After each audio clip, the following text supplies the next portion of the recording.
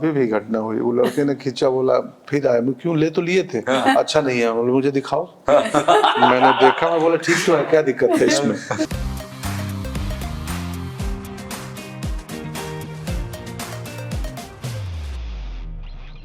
आज एक ऐसे शख्स से आपको मिलवाने वाले हैं जिनकी जो रियल लाइफ स्टोरी है, रियल लाइफ स्टोरी से कम नहीं। 21 साल का एक युवक गांधी मैदान में जाता है पटना में सुनने के लिए एक बहुत बड़े पॉलिटिकल लीडर को, और सालों बाद उन्हीं का किरदार निभाता है बड़े स्क्रीन में। वेलकम कीजिए नेशनल अवार्ड हमारे दिल जीतने वाले Pankaj Tripathi to Radio City. Thank you Radio City. Sir, हमारा परिचय ये है कि मेरा नाम पलक है, ये सुदर्शन, हम साथ में एक शो होस्ट करते हैं, शाम का शो होस्ट करते हैं सर, डबल डेकर। आप कभी मुंबई में रहें शाम 5 से 9 तो हमें सुनिएगा और हमारे लिए अच्छा ट्वीट 5 से 9 जी। Double decker. सर, आपने डबल डेकर में कभी ट्रैवल किया है? किया है। हाँ, तो यादें कैसी हैं? वो जो पहले पता नहीं, वो हेरिटेज एक वॉक ड्राइव होता था उधर ब्लड पेयर और टाउन में, सीएसटी के आगे, तो उसमें टूर बस होती थी, टूर बस कि वो ओल्ड बॉम्बे घुमाती थी, तो उसमें बेटी को लेके मैं गया था एक बार बहुत साल पहले, और छत पे बैठ के घूमे थे। अरे वाह वाह। सर, अभी आपको चुनाव आयोग ने भी जिम्मेदारी दी थी, एम्बेसडर बनाया था, और अब आप एक ऐसे नेता का किरदार निभा रहे हैं who is loved by all, लेकिन फिर भी कुछ लोगों की पॉलिटिकल आइडियोलॉजीज होती है जो कहते हैं कि एक सर्टेन सेक्शन के नेता रहे हैं। तो जब आपके पास एक किरदार आया निभाने के लिए, तब आपका पहला रिएक्शन क्या था जब सबसे पहली बार आपको अप्रोच किया गया? मुझे लगा मैं क्या जस्टिस कर पाऊंगा अटल जी के किरदार से। मैंने प्रोड्यूसर को बोला कि भाई आप अगर इमिटेशन और मिमिक्री की कल्पना कर रहे होंगे तो मुझसे होगी नहीं, क्योंकि मुझे आती नहीं है मिमिक्री करना, इमिटेट करना। मुझे बहुत समय लगेगा इनके व्यक्तित्व को समझने में, करने में। तो और मैं चुनाव आयोग में, जैसे आपने कहा, तो मैं चुनाव आयोग में नहीं हूँ, मैंने अपना इस्तीफा भेज दिया है। अच्छा। क्योंकि एक राजनीतिक व्यक्तित्व के ऊपर फिल्म थी, तो मैंने ट्रेलर आने के पहले ही बोल दिया कि मुझे थोड़ा सा मुक्त किया जाए, क्योंकि अब एक राजनीतिक व्यक्तित्व की फिल्म कर रहा हूँ। तो मुझे चिंता, डर लगा। मैंने अपने 2-3 मित्रों से पूछा जो पत्रकार भी हैं कि यार मुझे ये लोग बोल रहे हैं करने को, मेरे को लग रहा है मैं कैसे न्याय कर पाऊंगा। वो लोग बोले तुम ही न्याय कर पाओगे। मैं बोला है, मुझसे ज्यादा कॉन्फिडेंट आप लोग हो। तो फिर मैं सोच समझ के मुझे लगा करते हैं, एक चुनौती है। अभी भी मैंने फिल्म में इमिटेशन और मिमिक्री बहुत कम की है जी। वो दिख रहा है, we can see Pankaj Tripathi on the screen. तो मैंने प्रयास किया है कि उनका व्यक्तित्व जो है ना वो निकल के आए, वो व्यक्ति कौन थे, वो व्यक्तित्व क्या थी, वो निकल के आए। क्योंकि मूर्त, समझते हो मूर्त? हाँ, मूर्त और ये सादगी की मूर्त है। हाँ, मूर्त से ही बनी है कि जो दिखती है, फिजिकल फॉर्म, फिजिकल फॉर्म चली जाती है, विचार नहीं जाती है। विचार चेतना है, चेतना का कोई फिजिकल फॉर्म नहीं है। तो मुझे हमेशा लगता है कि अटल जी के व्यक्तित्व में वो जो चेतना की बात है ना, वो मुझे लाना था। उसका मैंने प्रयास किया है कि बाकी तो एक्सटर्नल चीजें, आहार मतलब वो आंगिक अभिनय है, उसकी इम्पोर्टेंस नहीं है। बट आपने स्टिल उनकी स्पीचेस वगैरह मैंने ट्राई किया है कि एक फ्लेवर लगे, ये ना लगे कि किसी दूसरी दुनिया का व्यक्ति यही कौन है। तो मैंने प्रयास किया है कि उसके आसपास रहूं, बट उसका डिट्टो इमिटेशन और मिमिक्री ना करूं, क्योंकि व्यक्ति का विचार पकड़ना बहुत इम्पोर्टेंट है। कि आज अटल जी नहीं है, लेकिन उनके विचार, उनके कृतित्व, उनके व्यक्तित्व है। बट जैसे टोनालिटी है वगैरह, वो सब ऑब्वियसली पकड़ने में आपको, बिकॉज़ उनका एक लहजा था, एक बोलने का स्टाइल था, उनके पॉज का भी अपना एक स्टाइल था। बाप रे बाप, भयानक था, अपनी दुनिया थी, भयानक था। उनको कॉपी करना बहुत मुश्किल काम है। तो अद्भुत। मैं तो इतना पढ़ा जाना, वो सिर्फ वो पॉज, लहजे के साथ साथ जो व्यक्तित्व था इनका बहुत विराट था। मैं इतना पढ़ चुका हूँ अटल जी के बारे में कि मैं भी एक किताब लिख दूं। सर, आपने 97 में पहली बार टीवी देखा था। हाँ। और अटल जी पहली बार प्रधानमंत्री बने थे 96 में। उससे पहले आपने अटल जी को सिर्फ अखबारों में ही देखा होगा। अखबार में और रैली में, 1-2 रैली में। जब सर, मेरी पहली लाइफ की पॉलिटिकल मेमोरी क्या है, मैं बहुत छोटा था, 96 की बात है, 6-7 साल का रहूंगा। तो हमारे घर में चुनाव का माहौल था और मेरे चाचा बीजेपी के स्पोक्स पर्सन थे उस वक्त। तो हमारे घर पे बहुत सारे पैम्पलेट्स आए जिसमें अटल जी की फोटो थी। और मैं बच्चा गया, मुझे लगा यार ये जो अभी प्रधानमंत्री उनको हटा देंगे। तो मैं जाके बोला कि जो अभी वाले हैं उनमें क्या खराबी है? कहते नहीं बेटा, हम लोग इनको सपोर्ट करते हैं। वो मेरी लाइफ की पहली पॉलिटिकल मेमोरी है। और उसके बाद तो ऑफकोर्स मैं भी रामलीला मैदान में उनकी स्पीच सुनने गया। सर जैसे आपकी जर्नी के साथ हम लोग जिए हैं, हमने आपको वेब सीरीज में देखा, उसके बाद कहाँ देखा, ऐसे अटल जी की जर्नी के साथ ऑलमोस्ट पूरा देश जिया है। बहुत तो आई एम श्योर कि आपकी भी बहुत सारी मेमोरीज रही होंगी कि जब वो 13 दिन की सरकार गिरी थी तब आप कहाँ थे, जब वो 13 महीने की सरकार गिरी थी तब आप क्या कर रहे थे, परमाणु बम जब टेस्ट किया गया तब आप उस क्या कर समय रहे तो थे? एनएसडी में पढ़ाई कर रहा था। अच्छा। पोखरण के टाइम हम एनएसडी के विद्यार्थी थे। तो क्या डिस्कशंस होते थे सर एनएसडी में? तो उस समय तो हम लोग को वो एनएसडी एक्टिंग की ट्रेनिंग के समय हम लोग राजनीतिक डिस्कशन से काफी दूर थे। प्राइड का मूवमेंट था, गर्व का क्षण था सबके लिए। बट राष्ट्रीय नाट्य विद्यालय में पढ़ते हुए हमारी दिलचस्पी राजनीति में, और क्योंकि उसमें जुनून एक्टिंग का ज्यादा था, तो हमारी बातचीत के वो डिस्कोर्स में राजनीति कम थी, अभिनय आर्ट ज्यादा था उस वक्त। पर ऑफ कोर्स ये याद है मुझे, मैं वहाँ था और बड़े गौरव का क्षण था हमारे लिए कि अटल जी ने ये कमाल कर दिया। बट फिल्म करते हुए जब उसके अंदरूनी कहानी पढ़ी तो मालूम चला रही यार तो कितना विशाल काम था। क्योंकि हम तो बतौर नागरिक जो सूचना आती है वही जानते हैं, एंड रिजल्ट, लेकिन उस सूचना के पहले की तैयारी, प्रोसेस कैसे किया, डिसीजन मेकिंग कि अभी पार्टी के लोग नहीं जानते थे। फिल्म में सीन है एक कि आसपास के लोगों को पता नहीं था क्या हो रहा सीक्रेट रखना पड़ता है सर। बट इस फिल्म में भी जैसे कारगिल युद्ध की बात है, और हम देखते हैं अमेरिकन फिल्म में सिचुएशन रूम होता है जहाँ पे मतलब एक इंसान जो हेड ऑफ द कंट्री है उसको ऐसे बड़े बड़े डिसीजन लेना कि बम लड़ाई। सो वो जब सीन्स आप कर रहे थे क्या फीलिंग थी आपके लिए कि अगर खुद एक इंसान को इतने बड़े बड़े डिसीजन लेने पड़े पूरे कंट्री के लिए? मेरे लिए ऑफ कोर्स जो अटल जी की फीलिंग और व्यक्तित्व जो चुनौतियां रही हुई वो तो नहीं होंगी, हम तो एक्टर हैं। हमको मालूम है कि हम उसका नाट्य रूपांतरण कर रहे हैं। ये चुनौतियां हमें ये निर्णय नहीं लेना है, इस निर्णय कितना बड़ा है, इसका निर्णय का असर क्या होगा हम पे नहीं है, हम सिर्फ नाट्य रूपांतरण कर रहे हैं। हाँ, हो चुकी है। तो हमारे पास तो चुनौतियां यही थी कि ये बिलीवेबल, यकीन होने लायक लगे। कि बाकी तो वो चुनौतियां तो एक्चुअल में इन ऐसी चुनौतियों से, इस कठिन दौर से वो गुजरे हैं, उनपे क्या गुजरी होगी ये सोच के उसको रिक्रिएट करने का हमारा काम था कि उनके मनोभाव को, उनके मनोदशा को जी। जो उस समय उनके साथ रही होगी रिक्रिएट कैसे करें। शुरू के दिनों में, बाद के दिनों में तो उनकी पोएट्री लेखनी कम हो गई थी, राजनीति से समय नहीं मिलता था। और वो बाद का इंटरव्यू है उसमें बोलते हैं मैं तो हमेशा चाहता था मुझे कवि के तौर पे लोग याद करें। तो आपको भी कविताओं का शौक है सर? बहुत पढ़ी होगी आपने अटल जी की कविताएं। कौन सी फेवरेट लगी आपको? 51 कविताएं। एक कविता है उनकी ऊंचाई, कि मतलब ऊंचा पहाड़ जो होता है ना, कि ईश्वर मुझे इतनी ऊंचाई देना कि मैं औरों को गले लगा सकूं, मैं वो पहाड़ ना बन जाऊं जहां धूप भी ना उगे, जहां सिर्फ बर्फ पड़े। तो ऊंचाई नाम है उस कविता की। तो कुछ एक दो लाइनें याद है आपको? मुझे नहीं याद नहीं है, वो लाइन लिखी भी थी। तो उसका सेंस याद है, यही है कि बाकी सब कविताओं में एक व्यक्ति का, एक सोसाइटी का, एक ह्यूमन इमोशंस बहुत तगड़े हैं।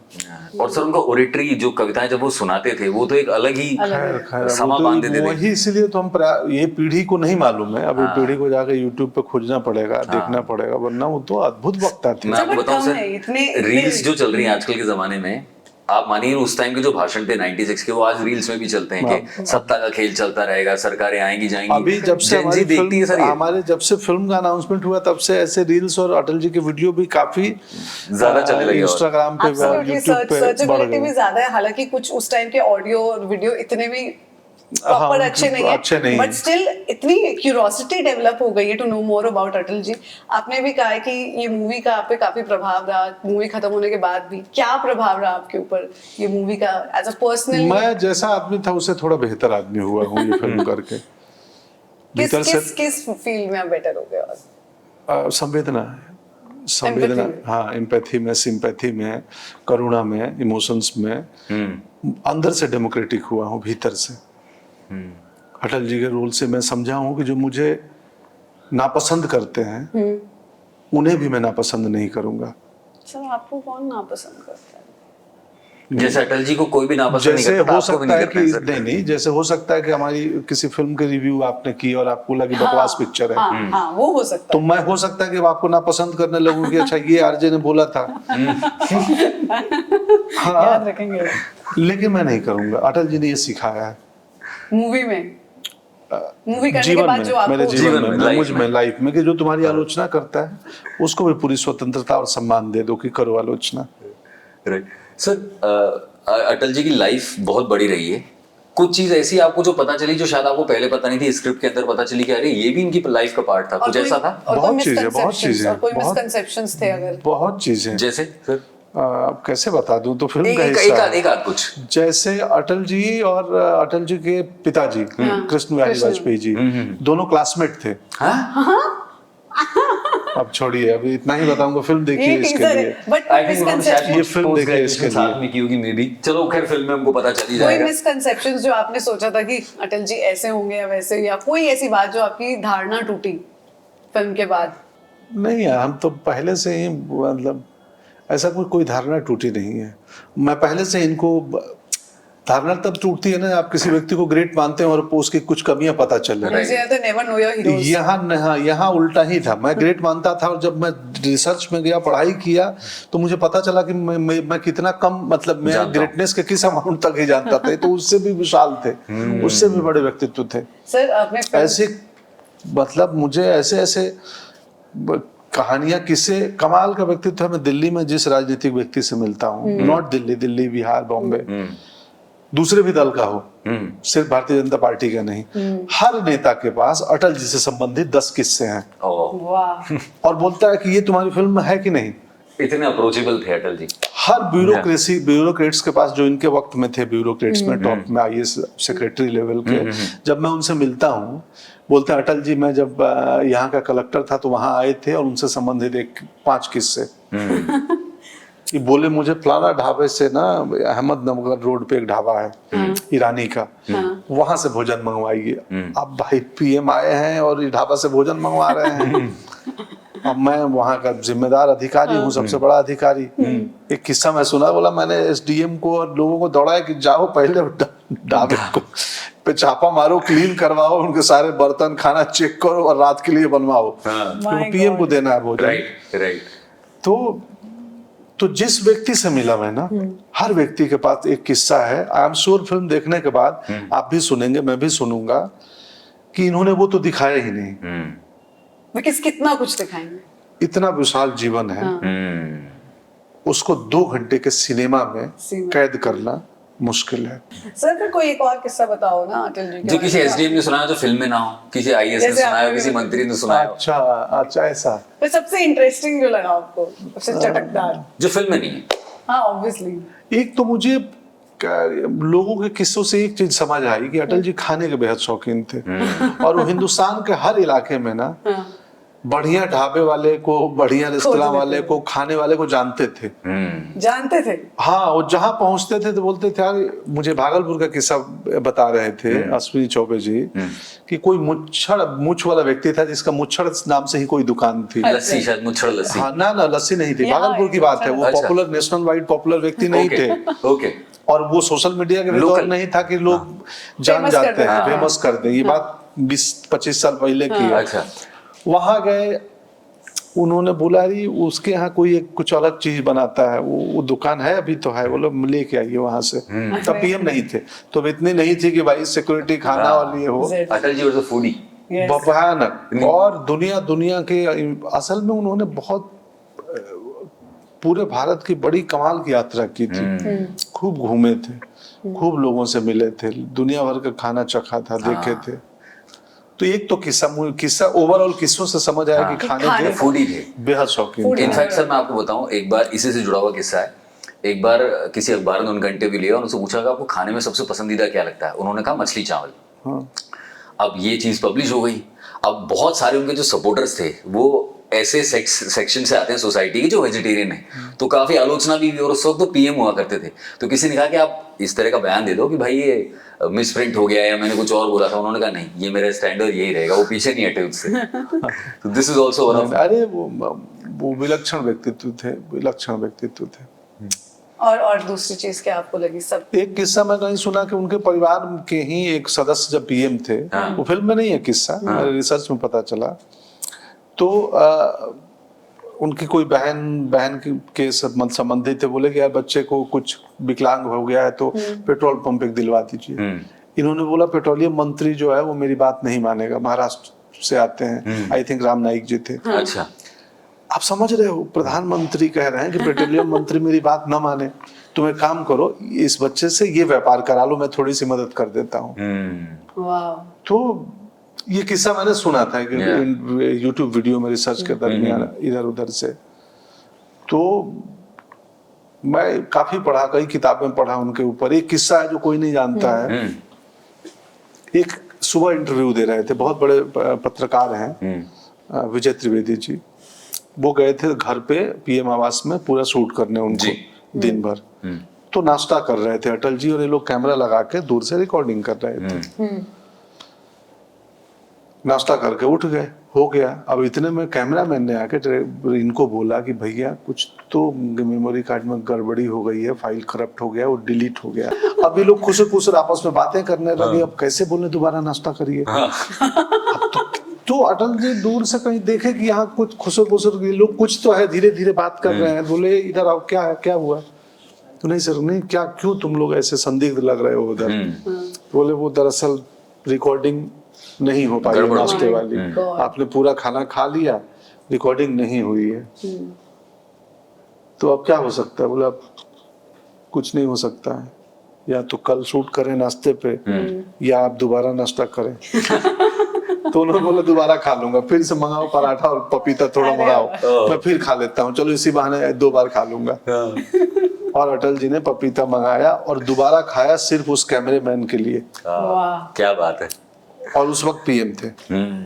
ये किस्सा, हाँ पीएम थे। ये किस्सा मुझे एक व्यक्ति ने, पत्रकार थे, जो बताए कि बिना कुछ ये किए नाराज हुए, बोले कोई बात नहीं, परेशान मत हो, चलो ले आओ, मैं इसी बहाने सरल। तो अद्भुत व्यक्तित्व। एक सर हमारा गेम है जिसका नाम है बस का दम। कुछ ऐसे सवाल है, कुछ ऐसे प्रश्न है जिसका जवाब सिर्फ और सिर्फ आप दे सकते हैं। अच्छा। क्योंकि आपसे जुड़े हुए सवाल हैं। कितने प्रतिशत लोग आपको ये कहते हैं कि अरे मुंबई में कट्टा कहाँ मिल जाएगा कालीन भैया? मेरे ख्याल से 1-8% है। मस्ती 0%। कितने प्रतिशत आपके फैंस एडमायरर आपके साथ फोटो खींच के कहते हैं सर सेल्फी अच्छी नहीं आई, एक और ले लें क्या? 60% से ऊपर अबाउट। अभी भी घटना हुई, वो लड़के ने खींचा, बोला फिर आया, मैं क्यों, ले तो लिए थे, अच्छा नहीं है, बोले मुझे दिखाओ। मैंने देखा, मैं बोला ठीक तो है, क्या दिक्कत है इसमें? तो अब मुझे दुख होता है जब कोई सेल्फी मांगता है और भारी भीड़ होने की वजह से मैं ना दे पाऊं। 500 लोग हैं, एक मांग रहा है, धक्का मुक्की चल रही है, उसको देंगे और आएंगे, भीड़ बढ़ेगी, तो मुझे बहुत तकलीफ होती है। इसलिए मैं चाहता हूं कि मैं बहुत भीड़ वाले पब्लिक इलाकों में ना जाऊं। मैं जाता हूं छुप के, गुप्त रूप से। मैं पिछले 15 दिन में 2 बार मेट्रो से गया हूँ एयरपोर्ट, मास्क लगा के। जी, मास्क लगा के, चश्मा पहन के। क्या बात है। और वो असुविधा उसमें नहीं होती है, लेकिन कहीं आ रहे हैं, अनाउंस करके जाओ, लोग आ जाते हैं और हर कोई तस्वीर चाहता है जी, और आप इग्नोर करके निकलो ना, तो पीड़ा होती है मुझे। जी सर, क्या कभी ऐसा हुआ कि किसी डायरेक्टर ने आपको कहा कि स्क्रिप्ट है सर, बॉडी बना सकते हो क्या?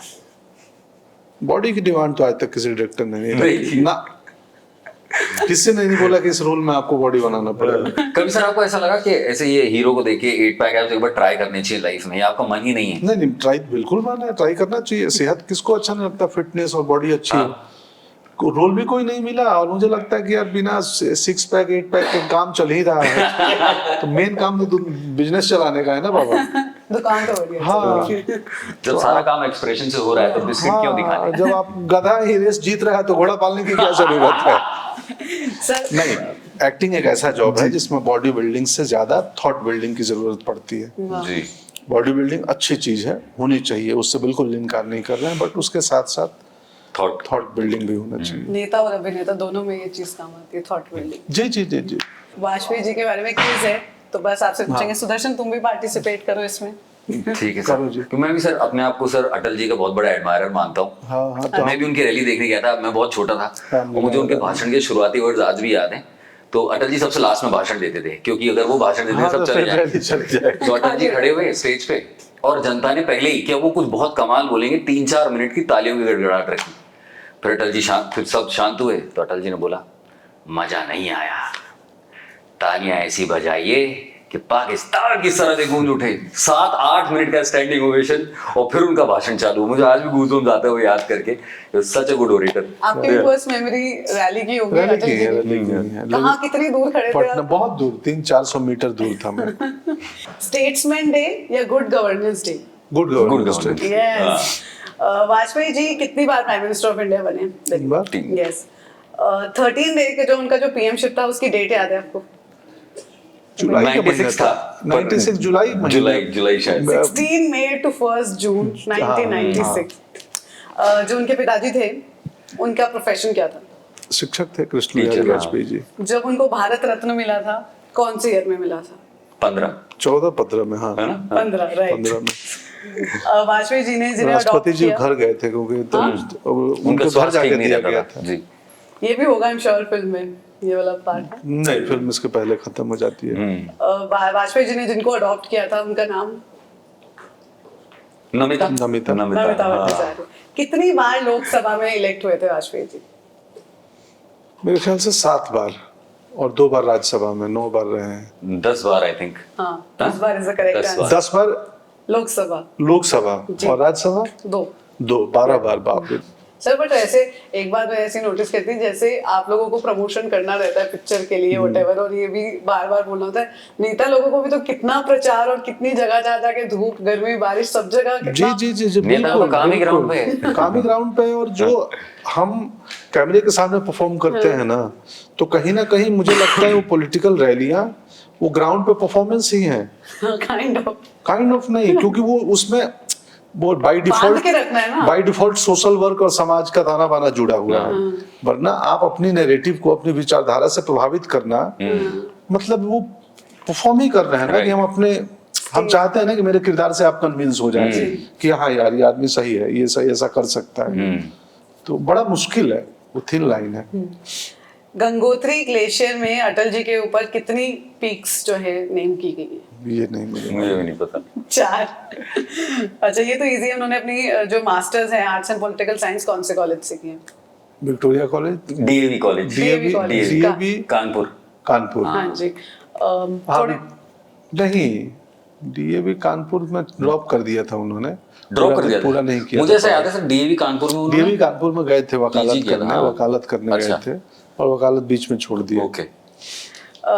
मोरारजी देसाई जी के टाइम पे कौन सा कैबिनेट था उनके पास? विदेश मंत्रालय था। Yes, external affair. कौन से ऐसे बहुत बड़े नेता थे जिन्होंने उनकी भाषण और स्पीच सुन के बोला था कि तुम फ्यूचर पीएम बनोगे? जवाहरलाल नेहरू। यस। पहले इंसान बने यूएन में हिंदी में स्पीच देने वाले कौन से ईयर में था याद है? 75 था क्या? 77। हाँ। काफी आप अच्छे मार्क्स से पास हुए हैं, तो ये अटल जी की बायोपिक के लिए परफेक्ट पर्सन है। सर बहुत बहुत thank you for making this, because हमारी यूथ को और पता चलेगा। और आपको क्या लगता है अगर अटल जी आज होते और वो पिक्चर देखते तो आपको क्या कॉम्प्लीमेंट देते? मुझे नहीं पता, वो मेरी तारीफ आशीर्वाद देते, क्योंकि वो आलोचना से परे व्यक्ति थे। तो मैं खराब भी करता या किया हूँ तो भी मेरी आलोचना नहीं करते, बोलते बहुत अच्छा किया, आशीर्वाद ही देते। अरे वाह। Like share subscribe to match city vibes.